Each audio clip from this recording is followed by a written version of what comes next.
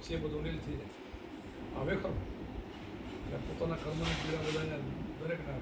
પણ એકને એકને શું થાય, જો અમને કેવી આવે કે જો અમે આ જે છે આ ખુરશીમાં બેઠા છે તમારે સત્સંગ કરી ગયા, અમારું આવું છે, તો બીજા શું કરે, હોય માનું ઓ બાપ કરે, ગુરુનું નામ લે, ભગવાનનું નામ લે, સત્સંગ ગમે નહીં, સત્સંગી ગમે નહીં, એકાંતમાં ક્યાંક પડ્યા હોય મળે નહીં, એવી હાલતમાં પડ્યા હોય તો આપણે તો આનંદ કરી આખો દિવસ આનંદ લે, આનંદ મસ્તીમાં જ રહી.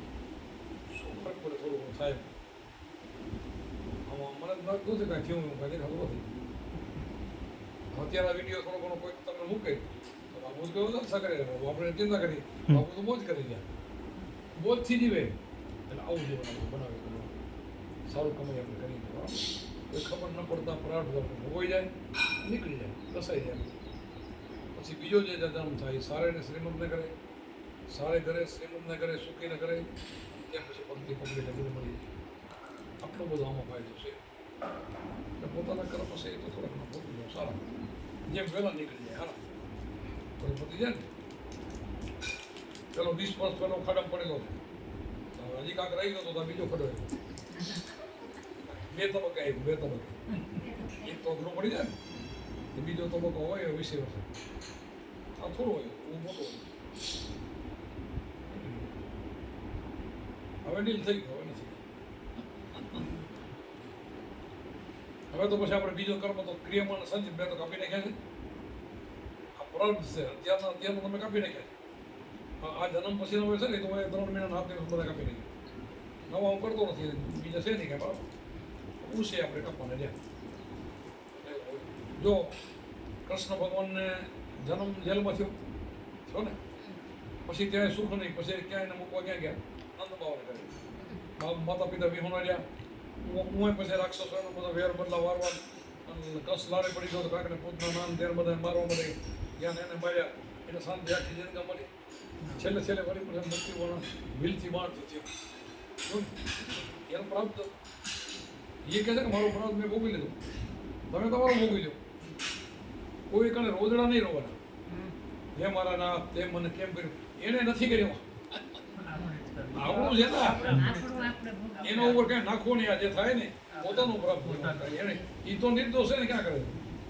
તમે પહેલા ચોખ્ખા થઈ ગયા તો આ ના આવ્યું ને, પહેલા નથી આવ્યું, ભોગવી લેવાનું. હવે તો ભોગવે છૂટકો હોય ને એમ. એટલે આ સેવાનો લાભ લે, અમે થોડું ભોગવી લઈએ. સેવાનો લાભ લઈ ને જો મારા શિષ્યો ત્યારે કેટલા 9000 શિષ્યો પોતાના બધા છે, તો કોઈને નહીં ના એને બધાને જો લાભ મળી રહ્યો હતો. બધા ક્યાં 9000 તો કેટલા છે, આને મળી રહ્યો જો મળે મળી જાય. આ બધું એવું હોય, જેના ભાગમાં લખેલું હોય ભાગમાં લાભ મળે. બધા તો કરી ન શકે, બધાથી થાય નહીં. જો અત્યારે ભાઈને આમ કરો, બથ ભરીને ગલે લગાડું છું, પછી ઊભો થઈ શકું છું, એનો ભાગ્ય. પછી તો ઊભો થઈ શકું છું. આમ તો આમને ઊભો થઈ જાઉં છું, મનાઈ છે નથી થવા દેતા, ડૉક્ટર ના પાડી આમને ઊભો થઈ જાઉં. પાછળ જો અમે અમારા ભાગમાં તો નીકળી ગયા પહોંચી ગયા તો વળી આપણે એમ કે જો આવે કોઈ બેન અમે ભેગા થઈને બધા જેવું બોલમાં રહેવું, મસ્તીમાં રહેવું, ભજન કરી જવું. ક્યારે સુખ દુઃખ તરતો છોડ રહેવો, જેમાં નાખોશ નહીં થવો, નસીબક નહીં થવું, હટવાનું નહીં. આમથી ભજન કરી જવું. મનુષ્ય અવતાર મળ્યો છે, સારે ઘરે અવતાર મળ્યો છે, સારા ગુરુ મળે, હવે બીજું શું જોઈએ? આમ મોટું કઈ છે જ નહીં. હવે આપણે જે મળ્યું બે ટાઈમ સાંજ સવાર પ્રાર્થના કરી લેવી જોઈએ. બધા ઉપર ધ્યાન ધરીને તે બધાને ધ્યાન ધરી અજંપા જાપ જપી અને સમન કરી લેવાનું. આના સિવાય બીજો કોઈ મંત્ર નથી કર્મ કરવાનો. આનાથી બધા કર્મ થતા છે.